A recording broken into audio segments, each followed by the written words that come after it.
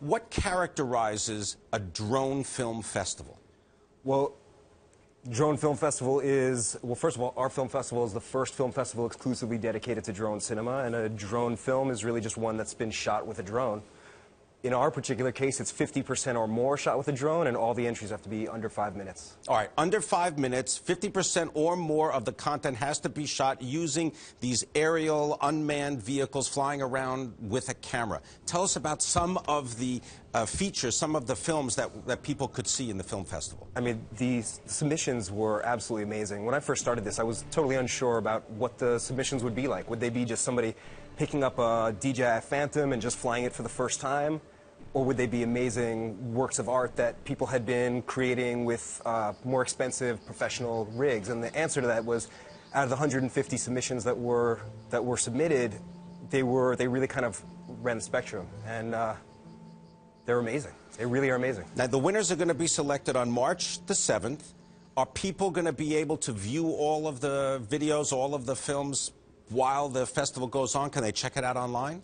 I mean, you can go around and scavenge and find the various links here or there, because ultimately when people have shot them over the past year, they put them online. I mean, essentially, YouTube and Vimeo are kind of the repositories for all people's drone films until we've created this film festival, and then hopefully next year they'll create them just for the film festival itself.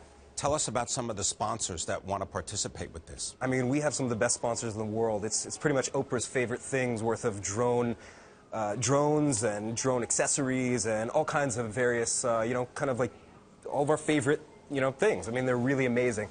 What have you learned about using drones as a method for cinematography? Not just the artistic part of it, but there are human benefits to this. You know, drones, they get a bad rap, which is unfortunate because some of the people that, you know, are kind of poo-pooing them the most, which is in the media, could really benefit from them the most. But there's tons of humanitarian benefits, disaster relief. They get really interesting and amazing views on things. They can find missing people. They're essentially, it's a computer with wings. A computer with wings that you have used to capture some images of New York City. How did you first get interested in using drones and cinematography together?